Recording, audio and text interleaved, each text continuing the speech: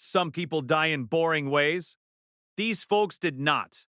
This is a show about geniuses who built the future with their own two hands, and then got flattened, fried, drowned, or poisoned by it. Smart enough to change the world, dumb enough to stand too close. The case files are open. Let's go dig up the bodies. Number 1, the man eaten by the news. The year is 1867. Philadelphia, and William Bullock is about to become the only newspaperman in history to be literally chewed up by the press. Here's the setup. Bullock is a self-taught mechanic, the kind of guy who looks at a machine and instantly sees 10 ways to make it faster. So he builds one, the Webb rotary printing press. A steel monster that swallows giant rolls of paper and spits out 12,000 printed sheets an hour. Later models hit 30,000. Before Bullock, printing was slow, hand-fed, human-paced. After Bullock, the news moved like a runaway freight train. He basically invented the modern media fire hose. Congratulations, William. You just gave humanity the power to be wrong at industrial scale. But this is where the investigation gets juicy. April 3rd, one of his beautiful machines is being installed for the Philadelphia Public Ledger. Something's off. A driving belt won't sit right on its pulley. Now, a reasonable man shuts the machine down. Bullock is not feeling reasonable today. Bullock decides to fix it the manly way. He kicks the belt back onto the spinning pulley with his foot. Sit with that for a second. He tries to roundhouse kick a live industrial machine, and the machine, being made of steel and having exactly zero sense of humor, grabs his leg and reels him in like a spaghetti noodle. The leg is crushed to pulp. Now the slow part begins. This is not a clean, cinematic death. Over the next few days, the leg turns bad. Gangrene sets in. That special rotting from the inside situation that tells everybody in the room how the story ends. April 12th. The doctors do the only thing left on the menu. They try to saw the leg off. Bullock dies right there on the operating table, killed in slow motion by the exact machine that made him a legend. The verdict? The man built the fastest way on earth to spread a story, and the single biggest story his press ever printed was his own obituary. Number 2. First class to the afterlife. January 13th, 1882. A freezing night in the Bronx on a sliver of track hugging Spuyten Duyvil Creek. And State Senator Webster Wagner is riding in the most comfortable train car money can buy. A car he invented, which is about to fold up around him like a cheap accordion. Background check. Wagner is the guy who looked at 1800s train travel, wooden benches, upright misery, the dignity of a livestock crate, and said, "What if you could sleep?" So he builds the sleeping car. Then the plush parlor car. He starts the Wagner Palace Car Company and gets rich turning trains into rolling hotels. If you traveled overnight in America and woke up not hating your life, thank Webster. Now, the investigation and a little physics, because physics is the real killer here. His train stops on the tracks. A second train comes barreling in behind it and doesn't stop. Here's the thing nobody in 1882 designed for. Momentum. A train is thousands of tons moving at speed, and all that energy has to go somewhere. Modern cars have crumple zones, parts built to fold and absorb the hit, so you don't. An 1882 wooden rail car has the exact opposite. Rigid ends, strong frame, and couplers that don't let go. So when the rear train slams in, the cars don't crumple outward. They telescope. That's the technical term, and it's as gruesome as it sounds. One car rides up and drives straight through the inside of the next one like a sword going into a sheath. Everything inside the sheath, seats, luggage, senators, is in the way. Wagner is crushed between two of his own beautiful cars. And then it gets worse, because those luxury cars were lit by oil lamps and warmed by coal stoves. Translation: every cozy little cabin was a tiny fireplace on wheels. The wreck goes up in flames. Locals literally rolled giant snowballs into the fire to fight it, because that's all they've got. By the time it's over, Wagner's body is burned beyond recognition. The only way they identify the man is a gold watch engraved with his initials, WW. The verdict? He spent his life making sure people could lie down in comfort on a train. And, in the end, his own masterpiece laid him down for good. Number 3. The man who fed himself to a mosquito Cuba, 1900. Yellow fever is mowing down soldiers and locals by the thousands, and nobody knows how it spreads. Bad air? Dirty laundry? Ghosts? Enter Dr. Jesse Lazair, a young American doctor on Walter Reed's investigation team, hunting a killer he can't even see. The suspect. A theory that everyone in polite medicine thinks is ridiculous. That yellow fever isn't caught from filth. It's injected into you by mosquitoes. Specifically, one dainty little insect we now call Aedes aegypti. Here's the biology, minus the boredom. The mosquito isn't the killer. It's the getaway driver. When a female mosquito bites an infected person, she sucks up the virus with the blood. The virus then quietly breeds inside her guts for about 2 weeks, a mandatory incubation vacation. And only then can she pass it on with her next bite. So timing is everything. Bite too early after feeding, nothing happens. Wait the right number of days, and that same bite is a loaded syringe. This is exactly the detail nobody had pinned down. So how does a proper scientist test it in 1900? He rolls up his own sleeve. The investigation gets personal. Lazair lets infected mosquitoes bite volunteers, and by most accounts feeds himself to one too. Officially, he claimed a wild stray mosquito got him at a hospital. Historians strongly suspect our boy knew exactly what he was doing and just didn't want to spook his bosses. Days later, the fever comes for him. And yellow fever is not a gentle way out. Your liver quits, which turns your skin the sickly yellow that gives the disease its name. Then comes the party trick nobody wants. Internal bleeding, so the victim vomits up black, half-digested blood. The Spanish called it vomito negro, black vomit. Charming. Jesse Lazair dies on September 25th, 1900, age 34. A wife and 2 kids at home, one he never met. The verdict? He was right. Dead right. His self-experiment proved the mosquito was the culprit, and that one proof led to mosquito control that has since saved literally millions of lives. He solved the murder by volunteering to be the next victim. Case closed. In his own blood. Number 4. Los Alamos, New Mexico, August 21st, 1945. The war is basically over, but in a quiet lab, a physicist named Henri Daglian is about to lose a fistfight with the most fundamental force in the universe. On the table, a 6.2 kilogram sphere of plutonium, warm to the touch, softball-sized and so casually lethal that the scientists nicknamed it the Demon Core. This thing was built to be the heart of a third atomic bomb. Instead, it's about to freelance. Time for the physics, and I promise to make it painless, unlike what happened to Harry. Plutonium is radioactive. It constantly spits out neutrons. Normally, those neutrons just fly off into the room, no big deal. But if you surround the core with the right material, those escaping neutrons get bounced right back in. Like putting mirrors around a sparkler. Bounce enough neutrons back, and each one triggers more atoms to split, which fire off more neutrons, which trigger more splits. That runaway snowball is called going critical. In a bomb, that's the whole point. On a lab bench, it's a death sentence. Harry is working late, alone. Rule number 1, he's already broken. Stacking bricks of tungsten carbide around the core to see how close he can get to critical. It's basically Jenga, except the tower is made of invisible death. He's lowering one last brick into place when it slips out of his fingers and drops straight onto the core. Instant. The core goes critical. A blue flash lights up the room. That's the air itself getting ionized, glowing like a ghost. Harry feels a wave of heat and a tingling in his hand. He doesn't run. He reaches in with his bare hand and knocks the brick off to shut it down. Which is brave, and also completely too late. That single half second bathed him in a dose of radiation that shredded his cells from the inside. Radiation sickness is a slow, ugly unraveling. First nausea, then his hand blisters and dies.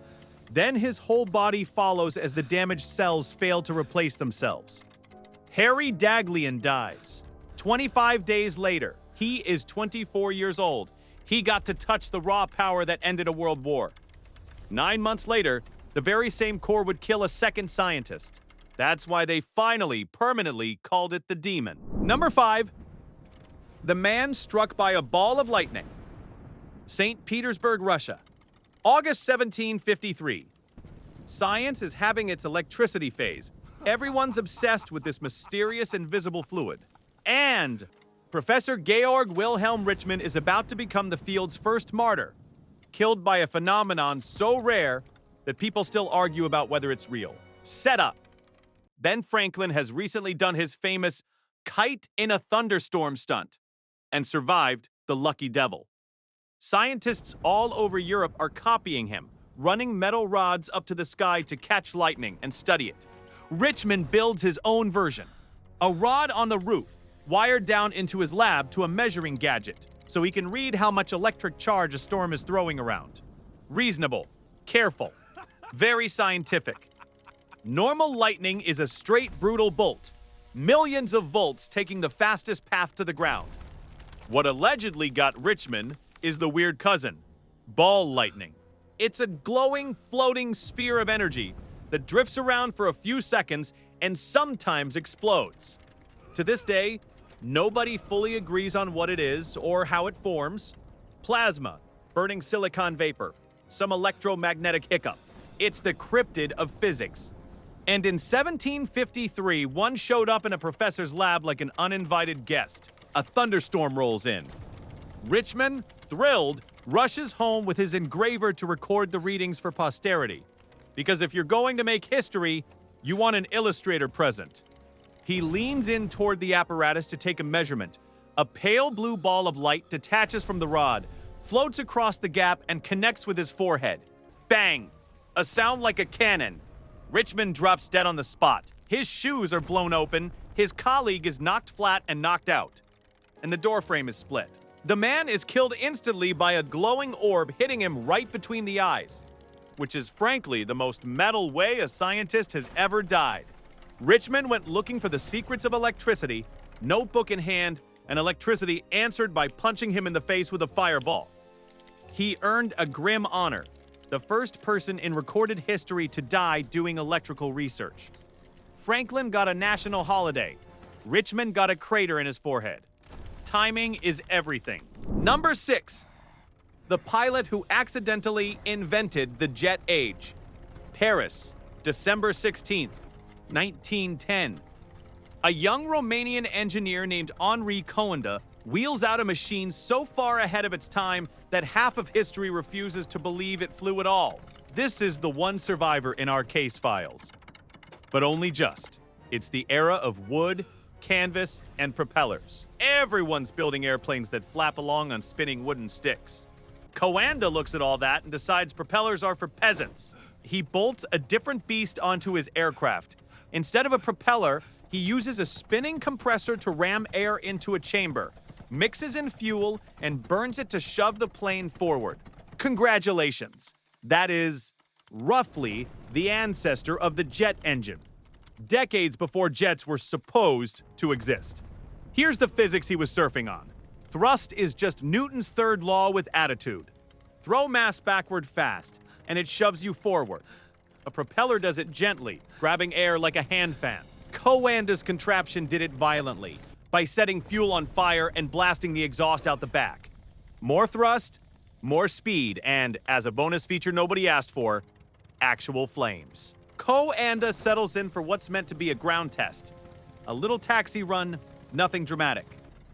He fires up the engine. Two things happen at once. One, long tongues of fire start shooting out of the exhaust ports on both sides of him. Two, the machine, with more thrust than he bargained for, stops taxiing and starts flying. Which sounds great, except our man is a mechanical engineer, not a pilot, and he has approximately zero plan for the "and now it's airborne" scenario. Distracted by the fact that he is a passenger in a flying campfire, Coanda loses control, the aircraft nose is over, slams down. and the whole thing goes up in flames. And here's the twist that keeps him out of the graveyard. The crash throws him clear before the fire can finish the job. He walks away with scorched hands, a singed face, and, in his own words, a good scare. He built a machine so advanced it literally spat fire, nearly cremated himself on the maiden run, and survived to become a legend. Fun footnote: while getting flame grilled, he noticed the fire clinging to the fuselage instead of blowing straight back, a quirk of how fast air hugs a surface.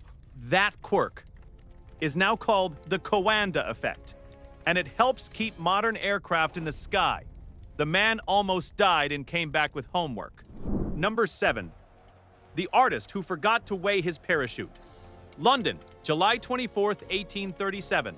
Vauxhall Gardens, a giant balloon, a cheering crowd, and a 61-year-old watercolor painter named Robert Cocking, who is about to conduct the world's first fatal skydive using a design that fails one very basic test: arithmetic. Decades earlier, Cocking saw an early parachute jump and became convinced the standard round canopy design was rubbish. It swung like a pendulum and made people sick. He was sort of right, so he spends years perfecting his better idea: an upside-down parachute. Instead of a dome that opens upward like a mushroom, his is a giant inverted cone, wide end down, 107 feet around, built of Irish linen and metal hoops. On paper, pretty. In physics, a coffin. Let's talk about the physics he skipped, because he sure did. A parachute works by air resistance.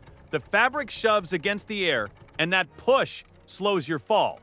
The bigger and lighter the setup relative to your weight, the gentler you drift down. The killer variable is the total weight the canopy has to carry. Cocking designed his cone to lower a certain load safely, but when he did the math, he only counted himself. He forgot to include the weight of the parachute itself. All that metal and linen, hundreds of pounds of it, so the real load was way heavier than his cone could ever hold up against the air. The design was doomed before he left the ground. It just didn't know it yet. And neither did he. He's slung underneath the great Nassau balloon and hauled up to 5,000 feet. Cheerful to the end, he calls out to the balloonists above, "Good night, Spencer. Good night, Green." Genuinely his last words. And pulls the release. For a moment it works. Then the air load he never calculated crushes the flimsy cone. The whole apparatus folds in on itself and drops like a bag of scrap metal. Cocking rides his invention straight down and hits a field near Lee. He dies within minutes. A talented artist spent years engineering a parachute to be safer and smoother, and got killed by a number he left off the page. He wanted to prove the experts wrong about air resistance. Air resistance filed a very firm rebuttal. Number 8. Full steam ahead into the afterlife. Cambridge, Massachusetts, June 1st, 1896. A racetrack packed with bicyclists and spectators. And a 72-year-old inventor named Sylvester Roper is about to prove his machine is fast, possibly by dying on it, in front of everyone. Roper is a genuine old-school tinkerer, the kind who was building steam-powered gadgets before most people trusted indoor plumbing. His masterpiece is the steam velocipede, basically a bicycle with a coal-fired steam boiler bolted underneath the seat. Think about riding a bike with a small furnace between your legs. That's the motorcycle, decades before the word was cool. Some historians literally credit this thing as one of the first motorcycles on Earth. A steam engine is controlled fury. You burn fuel to boil water, the water flashes into steam, and steam takes up way more space than water. So it fights to expand, and you aim that push at a piston to spin the wheel. More fire, more pressure, more speed. It's elegant. It's also a boiler strapped to a bike frame, and boilers do not love being ignored. Roper brings his machine to the track to pace the bicycle racers, to show that his steam bike can outrun a fit young man on pedals. And it can. Witnesses clock him flying around the track at a genuinely alarming speed for 1896. Wheels a blur. Then, on one lap, the bike starts to wobble. It weaves, drifts offline, and goes down, Roper with it. And here's the twist the coroner delivered. When they examine him, The crash injuries aren't what killed him. His heart had given out. The mystery, the one nobody can solve to this day, is the order of events. Did the 72-year-old's heart stop first, causing him to lose control and crash? Or did the sheer white-knuckle speed of his own invention spike his heart into failure right there in the saddle? Machine first or heart first? We genuinely don't know. Either the speed killed the man, or the man died and then the speed took the body for one last ride. Whichever way you slice it, Sylvester Roper died going full throttle on a machine he built with his own hands, having just proved it was faster than everybody else. Not a bad exit, honestly. Loud, fast, and undefeated. Number 9. The carpenter who bet his life on a wooden box. Plymouth, England, June 22nd, 1774. A carpenter named John Day climbs into a homemade wooden chamber, seals himself inside, and sinks into the sea on purpose to win a bet. Spoiler, he does not collect. Day is a wheelwright and carpenter with one big dangerous idea. He thinks he can build a chamber that lets a man sit comfortably underwater for hours. To fund the dream, he teams up with a professional gambler named Christopher Blake, and they turn science into a wager, the bet. Day and his craft will drop to 130 feet deep, sit there for 12 hours, and come back up. Blake bankrolls it and bets on it. What could go wrong? Everything. Everything could go wrong. Now the physics, which Day treated as a minor suggestion. Water is heavy, and the deeper you go, the more of it is stacked on top of you, pressing in from every direction. At 130 feet, the pressure is roughly 5 times what you feel at the surface. Several tons of squeeze on every square foot of your wooden box. Day's chamber was basically a sealed barrel with a hammock, a candle, some biscuits, and water. Wood versus the crushing weight of the deep ocean is not a fair fight. Wood loses. Also, he had the buoyancy math wrong. How much weight makes the box sink versus float back up? Get that wrong, and down becomes a one-way trip. The chamber is bolted to a 50-ton sloop, towed out into Plymouth Sound, and loaded with heavy weights to make it sink. Day climbs in with his candle and snacks. They lock him inside, and down he goes. He never comes back up. The weights he trusted to be dropped for the return trip didn't do their job, or the pressure simply flattened the box first. Take your pick of nightmares. Crushed by pressure, frozen, or slowly suffocated in the dark. A month later, a hopeful doctor even mounts a rescue, convinced Day might be in some magical suspended animation down there. He wasn't. He was just gone. John Day earns a grim first place, the first human ever recorded to die in a submarine accident, before the word submarine even existed. He gambled his life against the physics of deep water, using a box a carpenter would build. The house always wins. The house, in this case, was the Atlantic. Number 10. The man who painted the night sky and glowed to death. New Jersey, 1920s. Dr. Sabin von Sochocky invented something genuinely magical, paint that glows in the dark all on its own, and then watched it kill his workers, kill his reputation, and finally, poetically, kill him. Von Sochocky is a physician and inventor who cooks up a luminous paint called Undark. Mix a pinch of radium into zinc sulfide, and the stuff glows a soft, eerie green. No batteries, no sunlight needed. Forever. It's a miracle product. Suddenly, you can read your watch in the dark, aim a gauge in a trench at night, find the light switch at 3 a.m. He starts the U.S. Radium Corporation, and business booms. Here's the physics of the magic. And the horror. Radium is radioactive, which means its atoms are unstable and constantly firing off tiny high-speed particles as they break down. Those particles smack into the zinc sulfide and make it light up. Pretty. The problem is those exact same particles don't care whether they're hitting paint or a human being. Inside a body, they act like microscopic shotgun pellets, ripping through cells and scrambling the DNA that tells cells how to behave. Do that long enough, and you get anemia, rotting bone, and cancer. The glow and the killing are the same process. You cannot have one without the other. His factory workers, the radium girls, hand paint tiny watch numbers, and to make a fine point, they lick their brushes. Lick, dip, paint. Lick, dip, paint. Swallowing radium all day. Soon their jaws are literally crumbling in a horror doctor's dubbed radium jaw. When they sue, guess who helps prove that radium is the culprit? Von Sochocky himself, using instruments to show their bodies are glowing with contamination. But the twist is already inside him. Years of handling the stuff barehanded, he'd even lost a fingertip to it. Soaked his own body in radiation. In 1928, he dies of aplastic anemia.